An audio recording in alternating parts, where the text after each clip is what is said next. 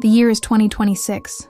The world as we know it has ended, all because of a pandemic of epic proportions. But this isn't the first time this has happened. In 2020, we had the COVID pandemic. It was the precursor for what was to come.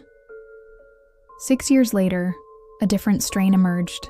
The year before that, there was a massive solar flare, one of the biggest in recorded history. It disrupted our planet's magnetic field and allowed an unknown amount of cosmic radiation to enter the atmosphere. At the same time, there were volcanic eruptions in the deep ocean, places we had never explored before. These events changed the world forever. What happened next was unprecedented. The seas forced unknown species up to the surface, some harmless, others not so much. People started getting sick again. At first, it was mild, just a fever and weakness. But then things got worse. Lungs collapsed. Entire villages were quarantined. We didn't know what was happening. The virus mutated rapidly and overwhelmed our medical systems. There was no escape.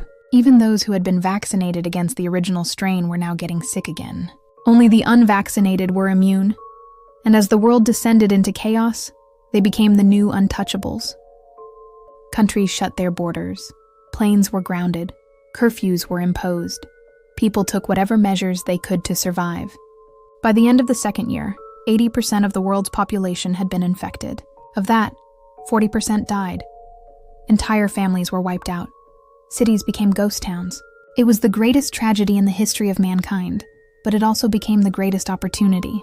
With so much of the world's population dead, we had a chance to start over, to build a better world. The question was where? Because the virus had mutated so rapidly, there was no hope of finding a cure.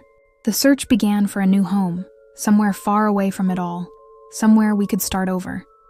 What we found was a frozen tundra, a place so remote that even the most primitive of creatures couldn't survive, the frozen tundras of the Arctic. It was here that we built our new home.